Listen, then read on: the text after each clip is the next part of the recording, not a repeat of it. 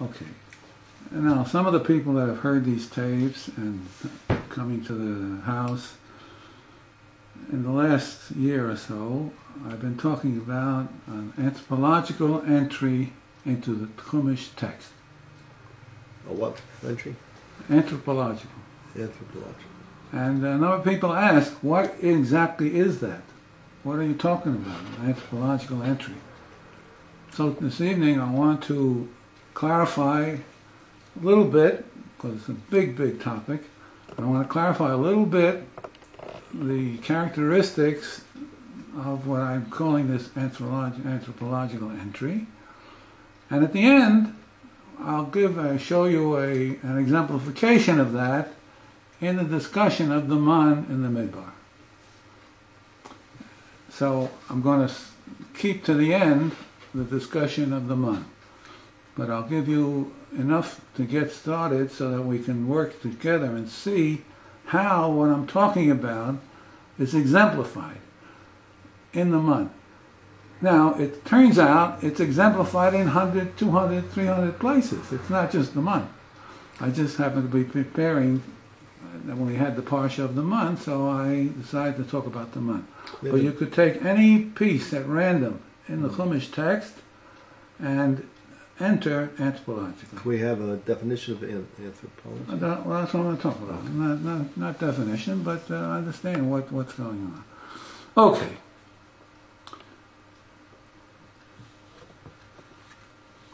Now, the existing entry into the text to understand the Chumash,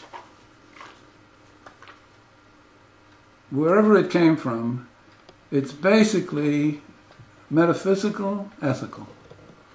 In other words, the Greek understanding of the world, of nature, the Greek understanding of history, whatever, the Greek understanding somehow permeated the understanding of the text. There was a prehistory by the prophets and by Chazal, but what remained, and that's not for tonight at all, what remained has been a metaphysical, ethical interpretation of the text. Meaning that one has to serve HaKadosh Baruch Hu and understand the mitzvot system and practice it, and that is the message of the text. As you'll see tonight, for example, what is this man about? The text talks about Shabbat. You'll see in the text, if you recall, the text talks about Shabbat. Namely, that you couldn't gather it except each day. And the moral of the story is, both in Shmo and Bamidbar, the moral of the story is that a person is born to relate to HaKadosh Baruch Hu through the mitzvot. And therefore there's a lot of metaphysical interpretation in the text that has to do with existence of God, His characteristics. And then there's a tremendous amount of material in the domain of what we call the ethical. And it hasn't been called ethical monotheism for nothing. I mean, that's how it's come down. You ask somebody, not even uneducated, that's how it's come down. It's ethical monotheism. Okay. Now, an anthropological entry into the text is going to replace this orientation. How are we going to do that? First, in the ancient world, in Antiquity, and we are late when it comes to Antiquity. We came into the scene 6,000 years ago. The agricultural revolution took place back 10 to 12,000 BC.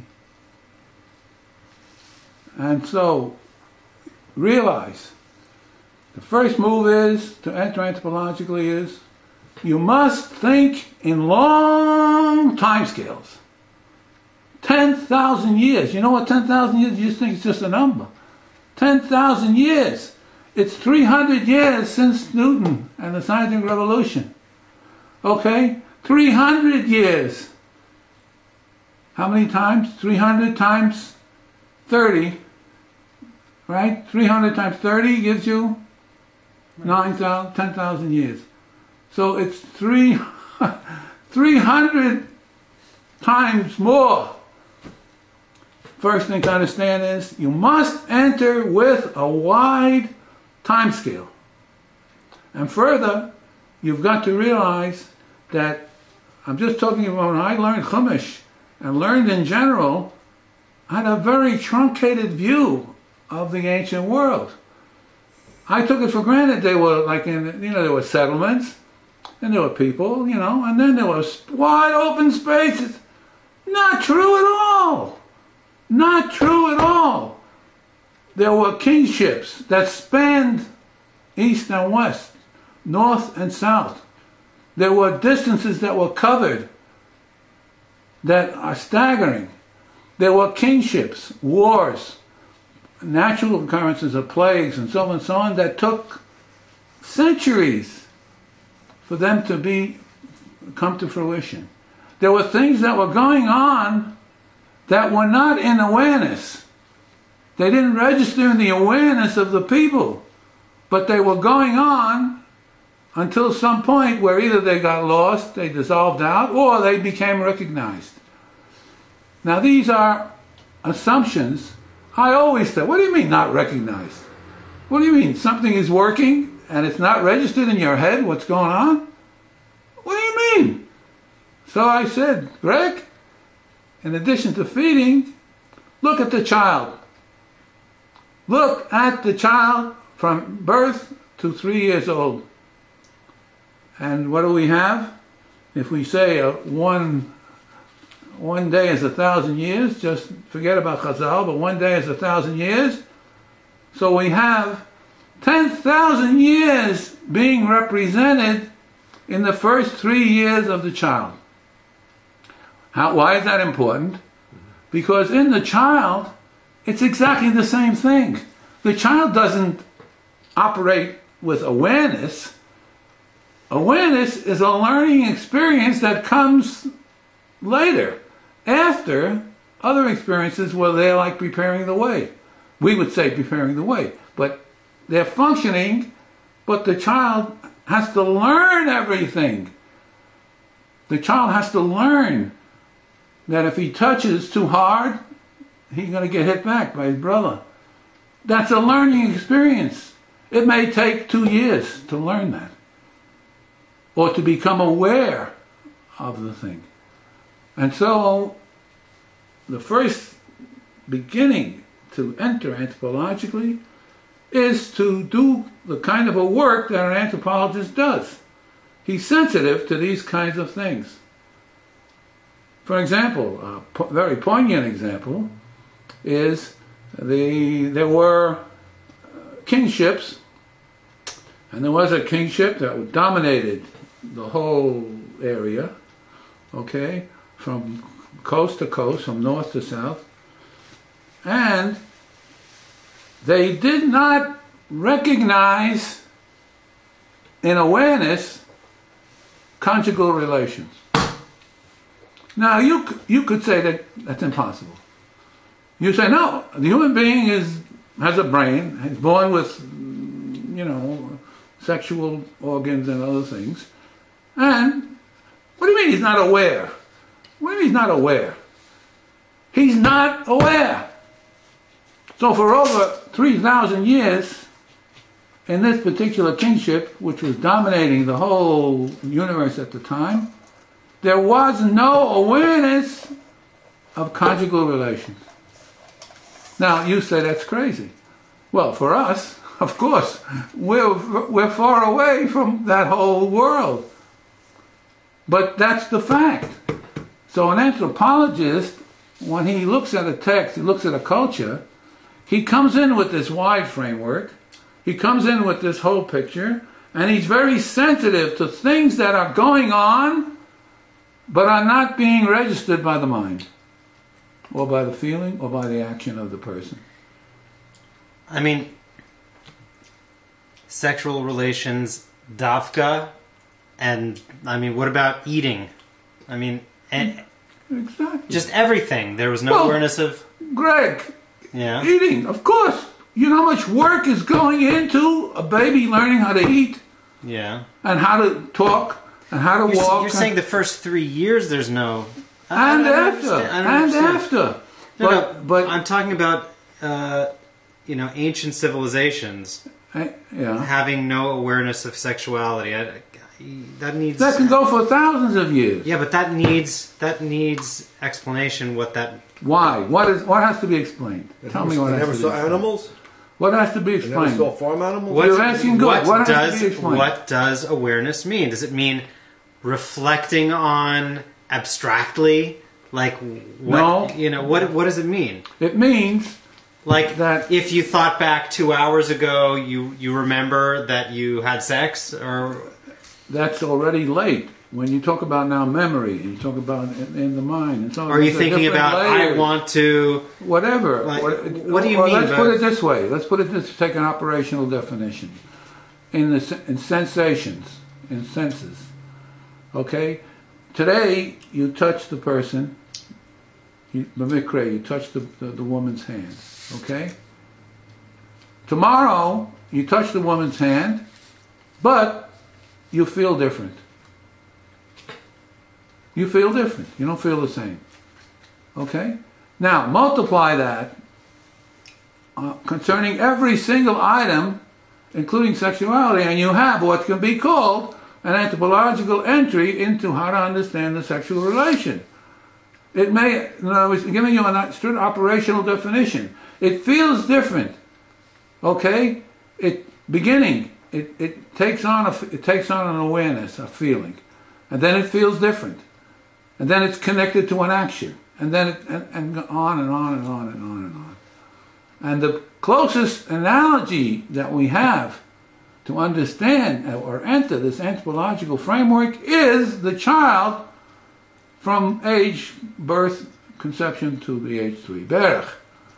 Because if you think about it, what's going on every moment, right? The day is now broken up into hours, and some things take days, some things take weeks, to even come near what the adult thinks. Indeed, as the parent knows, you got to learn. You, as the grandparent, we got to learn, right? We have to learn how the child is processing things. What looks to us like, oh, don't hit him, you'll hurt him, doesn't exist in the child's world until a development moves in these big, big steps. So that's what I mean as first entry into anthropological orientation. Anthropological is trying to capture these movements.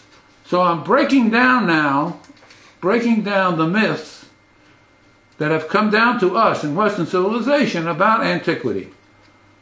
They, in the main, have come from the Greece and the impact of Greek thought in the world. And so it was good to talk about or understand and differentiate the Greek line, which was thinking, which was high level feeling, high level thinking, to differentiate it from a beginning point that, quote, was chaos, lacked order, it was just a no-man land, exemplified by these kingships and so on. When you look at the anthropological material, you see that it's absolutely a myth. It's absolutely false. They had technology, they had workables, they had all kinds of things that were part and made up the civilization. Indeed, there was more cross-culture in the ancient antiquity world than there is today. In other words, as civilization developed, we moved away from big things like that. And we started to get into groups, and into peoples, and into nations. What do you know? When Roni came into the family, they gave me a book on Chalad. What do I know about the Sephardi world? Nothing. So not to be an Amaretz, I read a few books, Kol HaKavod. But that's that's the story. Okay, so this is the first beginning point. While I'm on this, I talked about the agricultural revolution. The agricultural revolution seems to be the consensus of opinion, anthropological opinion, that this began 10 to 12,000 years ago. I put it after the meltdown of the Ice Age. There were a number of meltdowns, and during that time there were still what we call transition to human people. There was the hominoid, and there was this, and there were different stages in the evolution. And the human being, as we know it, emerged more or less in the agricultural revolution. Now, the term agricultural revolution, when did it come in? We characterized the period, but nobody in 10,000 BCE said agricultural revolution. Things were functioning that when we look at it, in order to explain it or to give a label to it, we say agricultural revolution. And it involved livestock and this and that and all the rest of the components. Okay. This was coined in the 19th century. The word, I'm not a Google man, but sometimes they just give you a little one-line information, which is okay. And so I looked it up for tonight's talk. So here it was. This was somebody in the 19th century doing anthropology and writing up the development after the Industrial Revolution, contrasted the Industrial Revolution with the Agricultural Revolution that was still going on in Europe and other places in the 19th century. One of the characteristics of anthropology is capturing origins and seeing how they unfold in different periods, with different people, with changes. A tsunami hits the world, bingo, it changes all kinds of things. A comet hits the planet, it wipes out civilizations. Most of the people, when it comes to Atlantis, agree that there was a continent called Atlantis. And it went under and sunk, and it took years. Years doesn't mean 10 years. Years now doesn't mean 100 years. Years is measured in millennia, not centuries. It took centuries, millennia, for the impact, the ecological impact of the submerging of Atlantis. And people, human beings were here, like I'm saying, and they had to relate now to something that was a staggering thing. Now, when it became aware to connect something going on with another thing going on was a learning experience. If they had to learn about conjugal relation, entering awareness, Kal v'choma, certainly they had to learn about how an ecological factor affects my house. All of this is part of the anthropological world. Okay. So, what I was saying was that the term agricultural revolution is a 19th century term. Okay? And has nothing to do with what they were aware of, how much connections between agriculture and life were made, and so on, so on, so on. That's all part of the research that an anthropologist does when he's examining a culture. Okay, but what's the point? The point I want to make is the following. There came a time during that 10,000 year period, 10,000 years we're talking about, 10,000 years. The library over here, this is 300 years. It's from Newton. Oh, we have a little Plato and Aristotle, so we're talking here about 1,000 years. Okay, that's it, maximum. So, agricultural revolution was coined in the 19th century. Why?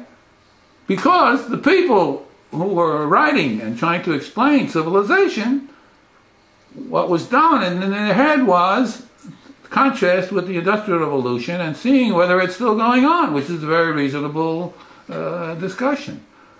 Okay. But, interestingly enough, there came a time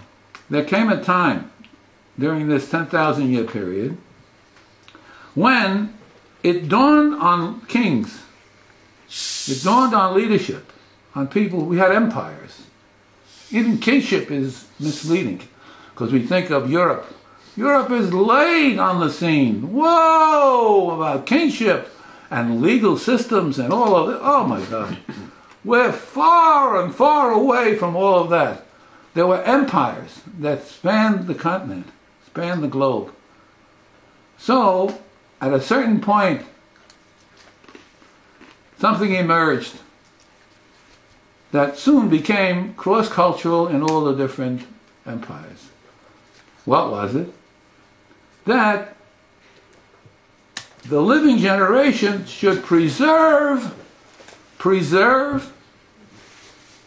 the things that were done in the past and pass them on so that somebody else can benefit. That does not come in 5 minutes. It took 4,000 or 5,000 years. Again, we're talking big time scales. If you don't keep that in the back of your head like a mantra, you're going to get, you say, well, as I talk, the more shtuyot.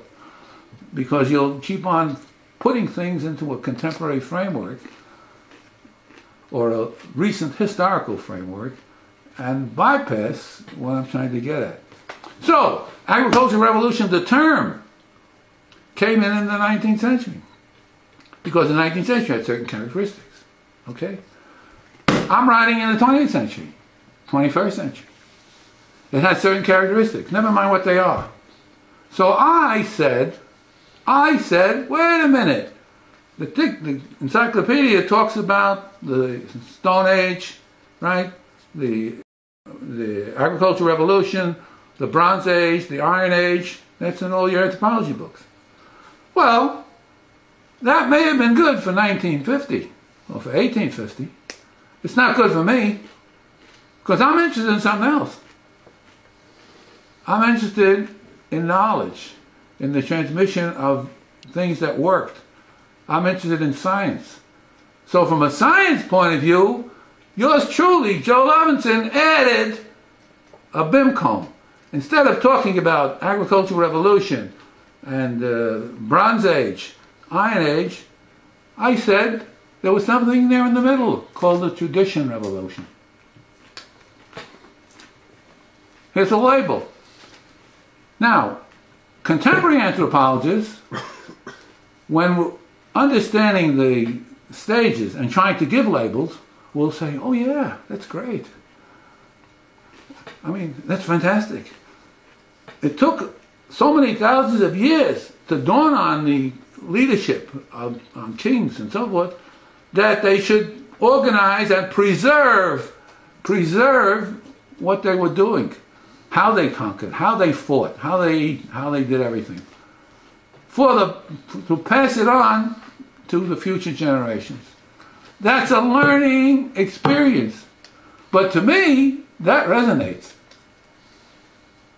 The agricultural revolution resonates up here in the head. Of course, we wouldn't be here without agricultural revolution, we wouldn't have food and blah, blah, blah, blah, blah, blah, blah. However, what resonates for me about the ancient world is these workables, these things that were there, and at a certain time became fundamental to being passed on. That was something that emerged over a period of time, and one of the things that stuck was this. And so, you know where I'm going. And so, when we deal with the ancient Near Eastern text, ANET, called 5 Books of Moses, we're already coming in 7,000 BC. We're coming after. We're inheriting this whole 10,000 year development of civilization, and included in what Moses got was the continuance of workables, of things that came from way back in antiquity. But we're following out this thing of consciousness that, and enter the awareness that it should be passed on. And so, things, workables, thoughts, feelings, actions, to take the main three classes, thoughts, feelings, actions, got passed on. Different kinds of thoughts, different subject matters, whatever they had, different feelings, different actions, different makings.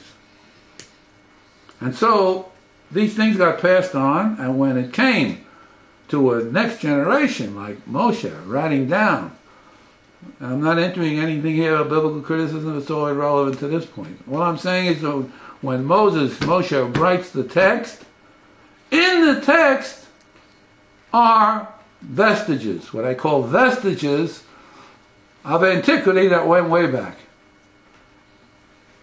And so, an anthropological entry into the Chumash text is to capture those vestiges that were in the text. So you could say, well, wait, what are you doing here? Who cares? What's the relevance? Oh yeah, for me and you read the Chumash every week as Torah people. Well, to get up shot on something or to see a vestige and give an interpretation that makes sense, I say that's great. It's great for me. When I make a chiddush on something, and I'm sure it was great for Rashi and Ramban and anybody else who took his hand at interpreting the Chumash, writing a commentary. In other words, there was this feeling of getting something that has been bypassed. Because what happened? Why does it come across as such a chiddush? You'll hear me talk later on at the end about the man and give you pshat, what it means, and then you can say, well, I'm reading the Parsha for 50 years. More than 50. But nobody ever taught me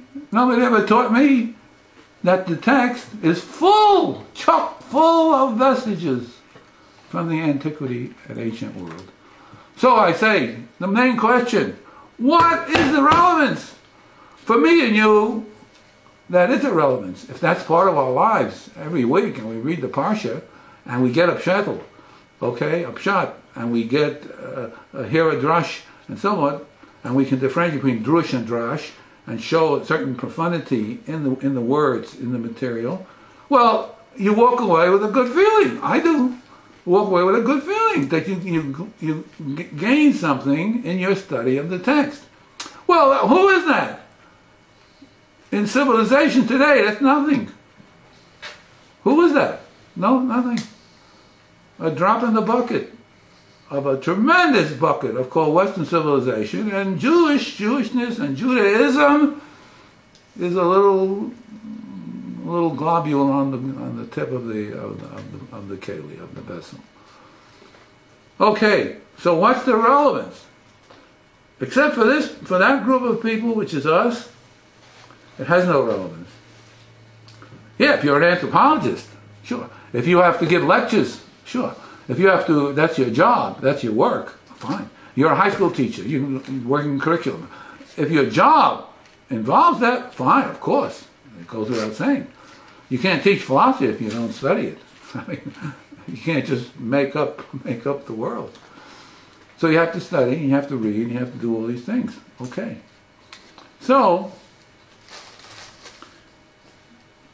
aside from people whose work requires it, and the very, very small handful of Torah people who still see the Chumash world, the Chumash text, ancient Near Eastern text, and the prophets, together with Chazal and the Gemara and the Jewish great Jewish legal system, which, as you know, you heard it plenty of times. I consider the Talmud to be one of the greatest contributions of human intellection. It had nothing to do with religion. Just the corpus, the Mishnah, the Braito, the Gemara, systematic, which spread over 600 years, was, to me, a fantastic, unbelievable accomplishment. Certainly, for me, in the world of the humanities, no less significant than Newton and the scientific revolution. Okay, So who are we relevant? What's the relevance?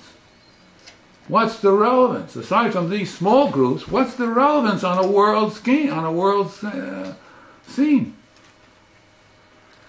The relevance is that the metaphysical, ethical interpretation of the ancient Near Eastern text is finished. It was good until Descartes and the Scientific Revolution. And the Rebbe Z, he said in one of his books, very strong words, it's all over. It's all over. Period. What was he talking about? He was saying the Rambam. When I came to him in New York, I knew he was great. I knew he was a good one. I knew I had to study with him. Because he said the Rambam is good. That's the word he used. The Rambam is good until Descartes. What? The Rambam is good until Descartes? What's he talking about? He's not talking about the halacha. Because in Brisk, you can't give a shir without... You can't give a Gemara shir without the Rambam. No Brisk shir begins with the Gemara, with the page. Every Brisk shir begins with a question in the Rambam. And then it moves to Reb Chaim HaLevi, answer to the question, and then Reb Baruch Be'er, Leibovich, and the whole Shaklavataya of the Sugya. Okay, so Reb Chaim in strong words, you can read it for yourself, about 168, whatever page it is in Torah and Reason. He said, once and for all time, it's a finished. What he meant was, the Greek understanding and entry into the text in a metaphysical, ethical framework has had its day in the sun. And used very strong language. Now, if you ask people, leaders today, what they say about that, well, since at the moment we don't have too much to replace it, let's stick to the great accomplishments of the Chazal, medieval Jewish philosophy, and so on. But when you think about it, it's all over. Science has become the paradigm of knowledge, of understanding, of knowledge. And so, by studying an ancient Near Eastern text with a metaphysical, ethical approach, nothing will come out for science. Nothing will come out for science. There may be something coming out for the nature of logic, for the nature of thought, but generally speaking, nothing will be valuable for the scientific industry, work, and its advance. But, why? Why? Because metaphysics is so much dealing with a specific type of a problem. What is the nature of being? That's the problem of metaphysics. To understand the idea, to understand what it is and what it's not, and so what has been every generation since the Greeks has had people struggling to understand aspects of this legacy, which has, in a certain sense, formed the basis of Western civilization. But it came to an end. It's over. Well, anthropological entry into the text is not over. It's first beginning. The famous example is the drug companies. Every single pharmaceutical company has a team of anthropologists on staff. What's anthropology got to do with making drugs? When they read something in an ancient Near Eastern text, or a text that went way before, and it looks like they're talking about some kind of a rash that looks like a cancer of certain thing on the skin, let's explore that. Let's go and explore. Maybe we'll learn something that we don't know. After all, anybody who works in the domain of life and of the life sciences, from one end to the other, knows the complexity, the tremendous complexity of every organ, system, and so forth in the human being. And so, instead of being complacent and saying, well, progress. We left the ancient world where it belongs, let it die in peace. It's not going to die, because the ideas and the workables that were done then may have in them some parts, some pieces that will fit into modern science. And so I mentioned a number of times, and Freddie in particular, 50 years ago is not today. 50 years ago when I went to school, when Gene went to school, they said everything begins with Homer, with the Greeks. Western civilization begins with the Greeks. And furthermore, everything before, clairvoyance, divination, reading tea leaves, palms, this, all kinds of things, are total superstition, and he who wastes his time reading them is absolutely out of touch, to say the least, out of touch with intellectual reality, with intellectual. In other words, he will not pass a science course. He will not pass a course in the university unless he says, look, I'm concerned with this, but I'm certainly not concerned with that. Oh yes. I remember, I said it once, when I took an anthropology course, they looked at my record when I got to Boston, and they said, oh, you didn't take an anthropology course. We're going to give you an anthropology course. I said, why do you bother me? I'm a philosophy man. What are you bothering us? Right, and coupled an anthropology course. So there was a guy named Whiting, who was a big contemporary 20th century anthropologist, and they put me in his course, and I'll never forget, it's a joke. I mean, maybe it's not a joke. I shouldn't give away secrets. But the point was, he gave an exam, a final exam, and I didn't read the text. I didn't read his book. He wrote a big book on anthropology. I didn't read all this kind of stuff. I only read a little bit on the nature of space and time. And when I got the exam, I said, oh my God, I don't know a thing. I don't know a thing. I can't answer this. Boaz and this guy and that, and about skulls and this and measurement and all kinds of things. I wrote back in my test booklet, I'm going to take these questions and answer them from the point of view of what I'm interested in. Which, don't do that as a general advice. You're not running the course. There's a professor up there, and you can get into trouble. But fortunately, he was a nice guy, and when he read my paper, the exam booklet, he called me in the office and he said, he says, you don't do things like that. But it was very interesting what you did.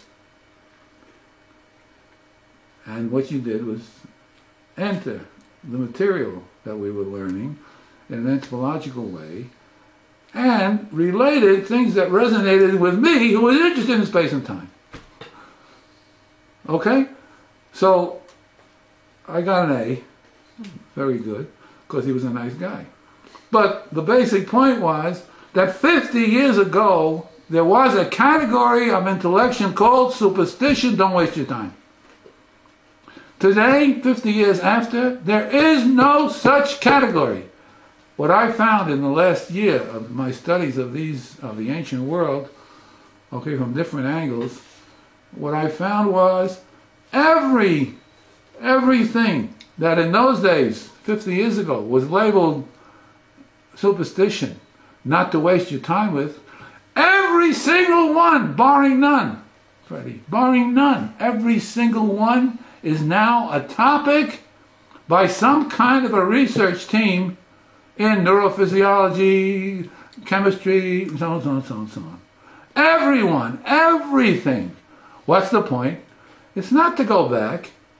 It's to say, maybe included in what this workable and that workable and this vestige and that vestige are things, are aspects that we in 20th century, 21st century Western civilization haven't thought about. And when we do think about them, we may find that we have to start to modify a little bit, and perhaps more than a little bit. We have to incorporate these things into a new paradigm of science, especially the health life sciences. And so now when you talk about relevance, It's directly relevant, not just to the people who teach it, not just to the people who study Chumash, but for the Western civilization per se. Just like a pharmaceutical company, if some anthropologist gets something and he gleans it and he works it out and he takes the biochemistry, well, the drug makes $5 million. Then it becomes a drug. Well, Western civilization's the pill, as I know from this business. It's the pill. So they make a pill. So what I'm saying in conclusion of this is, I introduced a new category that resonates with me and with any scientific person, namely the tradition revolution, which emerged in the middle somewhere of the agricultural revolution. And further, when you follow it through, it answers the question of relevance. I said numerous times, a guy was going to, this week he left for Germany to a conference. I ate there by Shabbat, for Shabbat. So he said he's going to Germany and he has a meeting with Arab leaders and German leaders and so forth. And he said, I don't know why he asked around the table if we had any messages to give. And he's going to meet some of these people. Now, I don't know if they were politicians or intellectuals. I don't know. You know, Arabs and Islam has a class of intellectuals, I hate to tell you. I mean, not everyone is a terrorist, but they fear for their lives. They can't go to conferences because they take it out on their families and so on. So there's a big problem here. But they're eggheads, and they want to have space and time and money to do research and stuff like that. Just like we, as Torah people or as researchers, want to get grants and postdoctorals and so on. So there is an intellectual class. I met them when there was a 90th birthday for the guy upstairs who passed away. He was an Arabist, and he invited me to his 90th birthday in Meyersdorf in Hebrew University. And I met a lot of interesting people there, though it's not the time to talk when you're in the middle of this course and that course and so on. Okay, so the relevance is there 100%. We may learn some things that we didn't know. I said, not in joking, but in serious, so I said, he asked me, you know, we were sitting around the table, so he asked me, what would you tell him? So I said, well, I would tell him that instead of putting all the money that's supporting politics and international relations and the Arab-Israeli situation, they should take a good percentage of it and put it into the research for life health sciences. Of course, he looked at me like I'm crazy out of left field. To say that today is utopia. I mean, to say that today is to bypass all the things that are going on, both sides, not only Arab side, both sides. And to me, it's a chil Hashem in spades. To have money, like when you read about poor people that are below the poverty line and people in Israel that are starving, well, how could that be? I mean, that's a top problem. We can't, how can you have people that have nothing to eat? That's the chil Hashem. But Torah is not clean that we can just say, okay, forget about everything else, we're going to put the money in there. A friend of mine, a colleague, worked for the National Bank. And he said, after 25 years of being an economist for the National Bank, I don't know what they call it, the National Bank, what do they call it? The Bank of Israel. No, not the Bank, the National Bank, do they call it National Bank? A big umbrella organization that gets money and gives it to the poor people. The World Bank. So he said, after being an economist for 25, 30 years in this organization, he felt his life was wasted because the money never got down to the bottom. This was filtered off at this level, this was filtered off at this level, this was filtered at this level, and then there was nothing left for the poor people. But he was supposed to be doing economics that related to giving to the poor. Okay, so I think I don't have to bang it home more. I wrote some beautiful things that came off the pen, just writing it up. Man, it's staggering. It just was on a cloud nine, just punching keys, you know. And what came out of some beautiful paragraphs, but I won't burden you to read them. The basic point was that relevance is absolutely the first order of these studies, of this entry. If you want to talk it in big terms, the light of Zion, from the Jewish point of view, the light of the Jewish point of view is, I won't say only and exclusively, but for the most part, exclusively creative advance in life, health, research, and applications, and technology. And even in Freud language in 1900, Freud, and you can criticize from now till today, his particular understanding of the life system and of psychoanalysis. And there were criticisms, and I criticized it as well. However, in the big brush point of view, he understood. He said, psychoanalysis is Judaism. Meaning that Judaism is concerned with the life system, which for Freud, unfortunately, had a narrow base and so on and so on and so on. But in principle, in the big picture, that's what it's all about. That's what it's all about. I won't talk about exclusive, but certainly, and for the most part, this is the Torah system. Okay, so relevance, we're finished. Relevant is right there. Okay, now to finish up for this evening, the man. Okay, so the man, like everything else, looks like, feels the music. It's a vestige of something that was in the past. Lo and behold, when you examine the 10,000 year period, you see there were kingships from one end to the other that talk about feeding people for a long period of time on something that looks like what the Chumash says is the man. More specifically,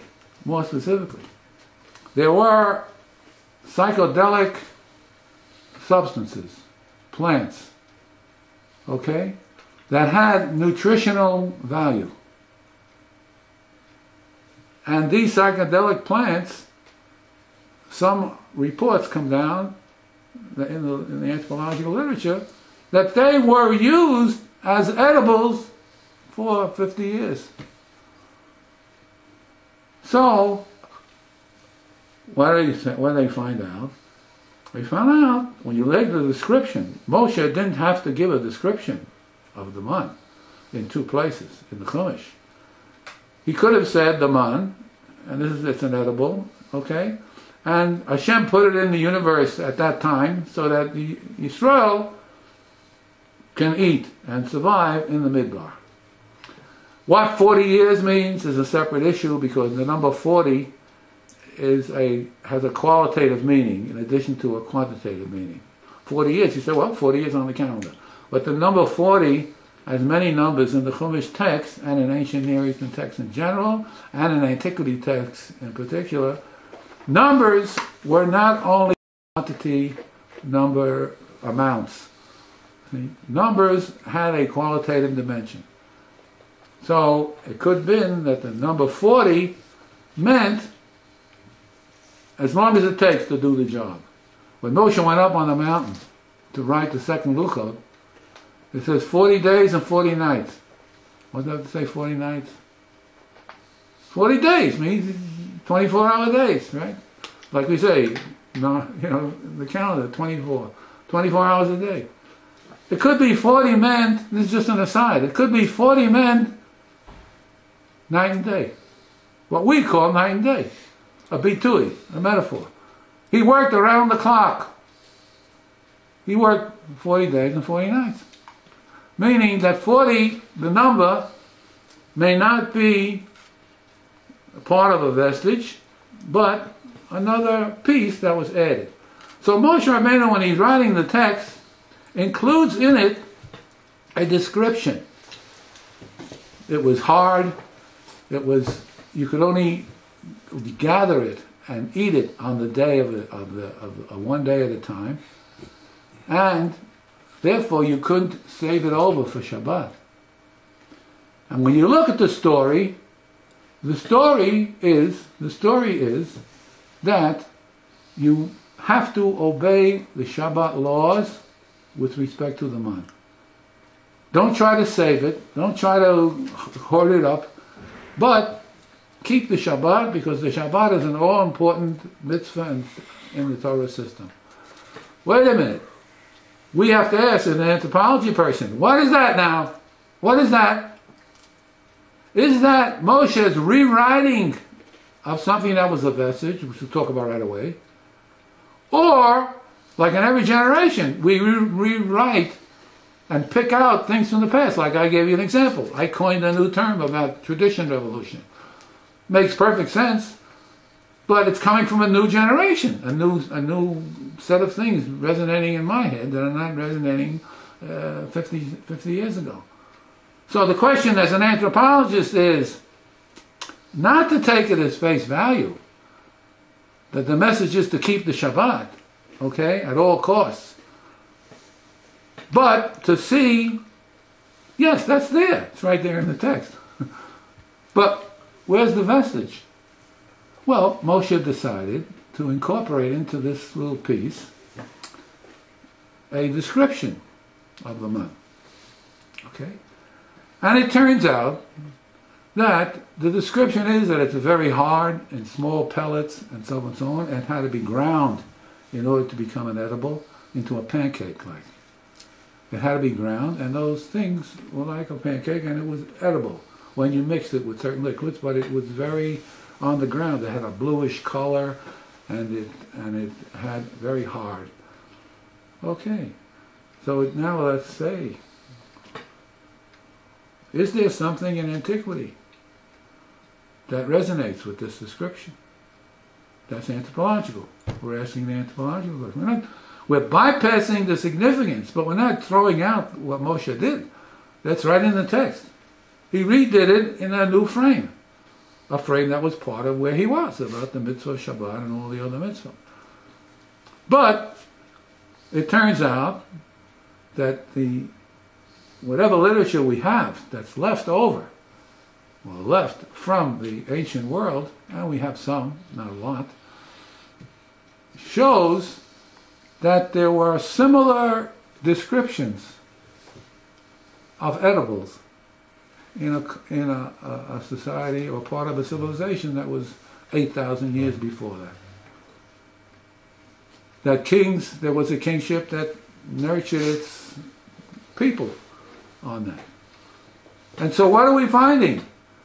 We're now finding an anthropological entry into the text which is going to lead to the conclusion, 100% conclusion, that Moshe was fulfilling or received this idea that came up in that period of saying everything that we do and did in the past is important, it should be passed on.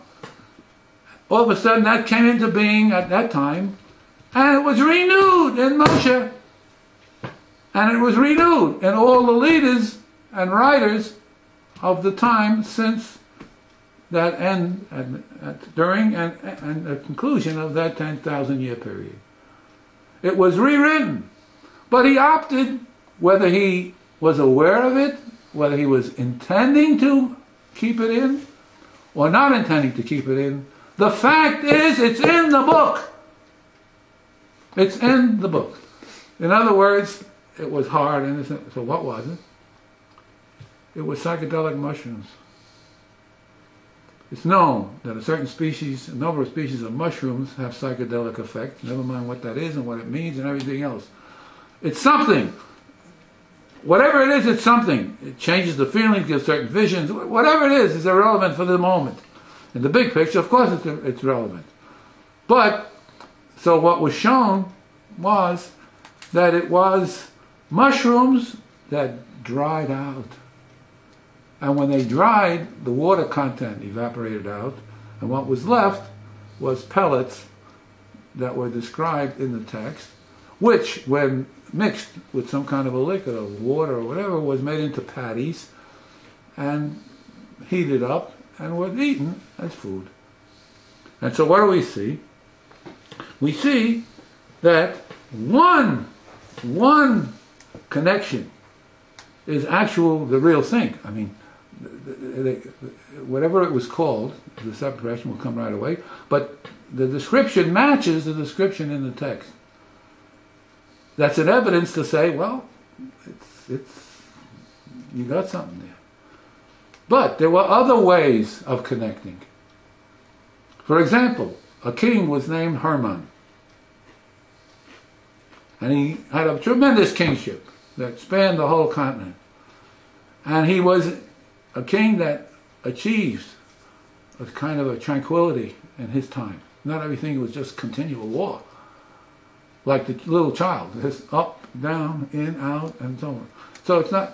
So he, in his kingship, he used as part, for whatever purpose, psychedelic material that the description of which is similar to the one in the Chumash. So they called it Man, from his name Hermann. In other words, the giving of names is part of this learning, the package of learnings that's constituting the development of civilization. So it could be that the function of the thing to make a pancake was from one frame, from one vestige, and the name was from another vestige. In other words, I'll say by association. And this is the final point for this evening. The pattern of thinking, the character of thinking in the ancient Near Eastern text, in Moshe Rabbeinu, in the Choli, for the most part, in the entire world at the time, was associative. If this associated with this, and that associated with this, there was something to it. Jung, the psychologist, wrote a psychoanalyst, a Freud student, when he broke with Freud, he wrote a book on synchronicity, things happening at the same time. Okay? Could be far away. But the fact that they happen at the same time, maybe is telling us something that we don't know. That there's some kind of a mentality that transcends the way one we have, and blah, blah, blah, blah, blah, blah, blah, blah. Which, 50 years ago, which do we owe? Don't waste your time. Not today. Every single thing that was clairvoyance and so forth is today part of research. Because we don't know where the blitz will come for the Einstein of biology. We've had great success since Newton in physics and its technology, in motion, in energy, thermodynamics, so forth. But as the problem of life, what is life? What is human life? Emerged, we ain't got nothing. We got almost zero. That's why we're going to the Orient to see workables that are under the category of health life. Maybe they could teach us something. Maybe we're missing so much in the West that we need a paradigm shift that the likelihood, the likes of which will be a light that just we wouldn't believe. We are in a dark age. When it comes to the life system and all of its dimensions, we have to be humble. We know very little. And so, this is the frame. The relevance is there. The point was that the way of thinking in this world of the ancient Near Eastern text was by association. If an idea came into your head, if a feeling, you felt something, and the next moment you felt something else, or you said something else, or you did something, they were connected. In other words, there may be something that we're not catching. And when you read the anthropology book, which I suggest to you over and over again to take an Eitzah, it's online now, the entire book was put online, You can read it right off the line, and you can copy it down free. Pedersen, Johannes Pedersen, a Danish scholar from 1926, wrote a book called Israel, Its Life and Culture. It's an anthropological entry into the Chumash and prophetic world from the point of view, or let's put it this way, where he grasped the non-Greek understanding of the soul, of the neshama, of the way of thinking. And he says many times, you read it for yourself, he says many times, you as the reader may not understand what I'm talking about, because you're not thinking in association terms. You're thinking in terms of propositions. You're thinking in terms of statements. I'm sure they connect, but they also connect by logic, not necessarily by association. But here we're talking about how the child learns. Why did I mention the child? Because the child is an example par excellence of all the things I'm saying tonight. And so, he points out, he has to point out to the reader, you have to get your own language. To catch what I'm talking about, you have to resonate, you have to feel it, you have to hear the music. And we use words like association and so on. In Western philosophy, who was the closest? David Hume, the Englishman, who Kant says woke him up from his dogmatic slumber.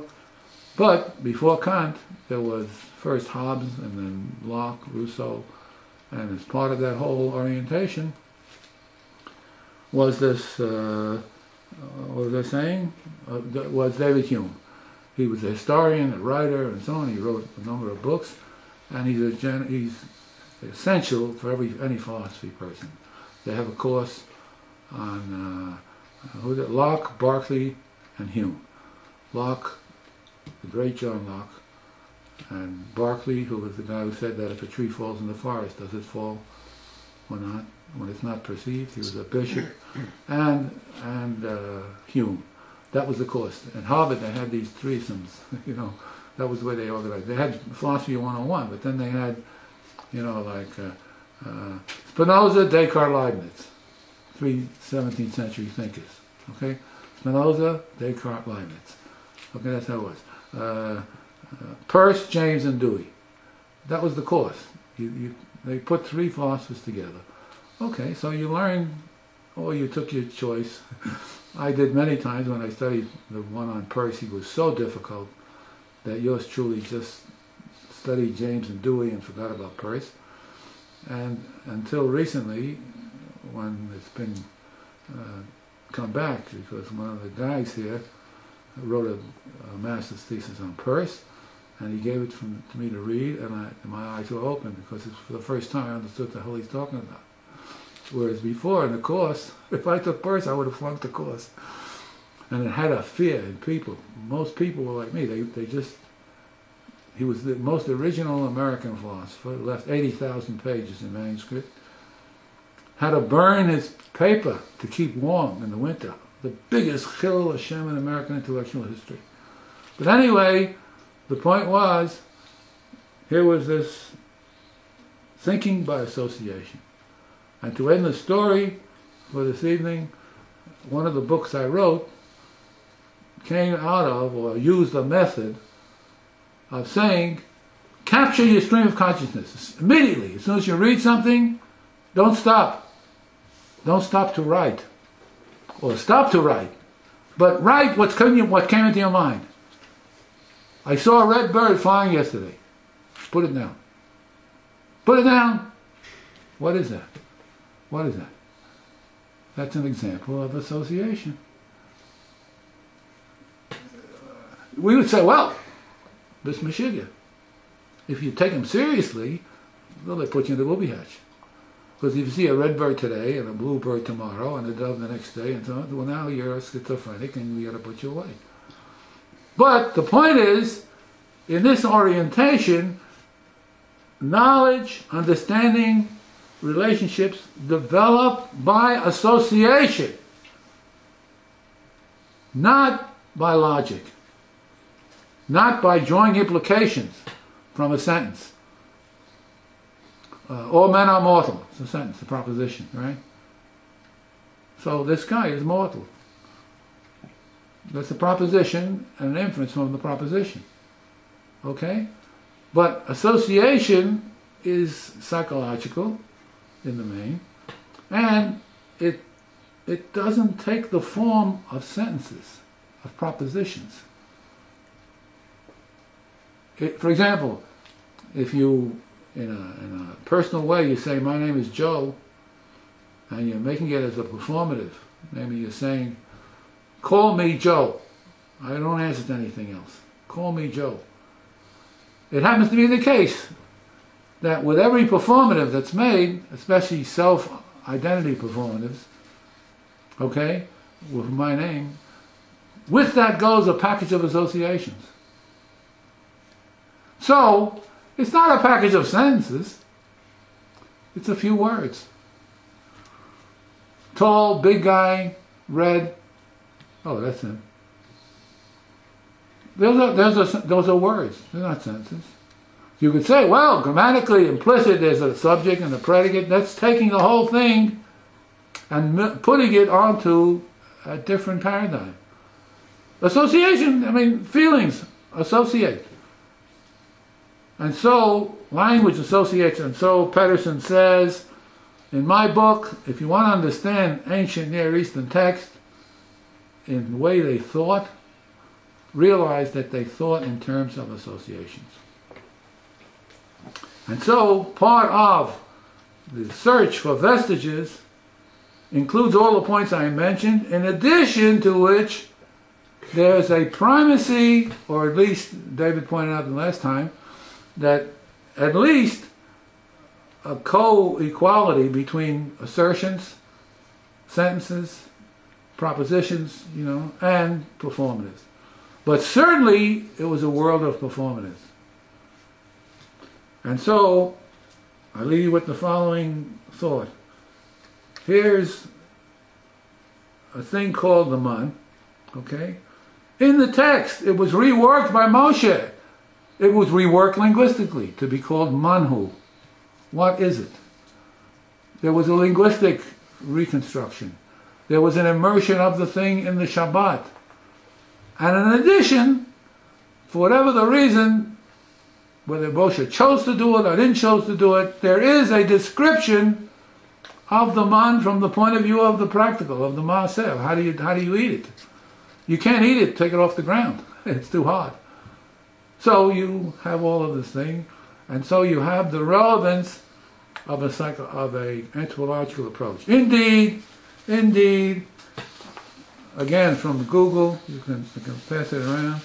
There were a couple of guys who discovered, it's not the first time I read it, but there were a couple of guys who discovered that the description of the man matches the description in the ancient world, and today, when you look up the encyclopedia, okay, you look at an encyclopedia article on the man, it says, well, hey, first of all, they had a few animals that were part of the settlement in the Midbar. It wasn't that they had animal free. Well, there was defecation from animals that was fertilizer. Okay? It talks about the man coming up with the dew. So the dew had certain properties.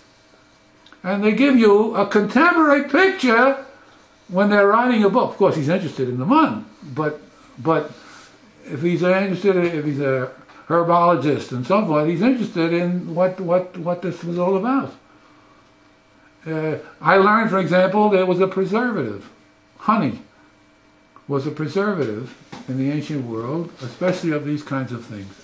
Well, okay, now you could say, look, you learned something. I'm an ignoramus. What do I know?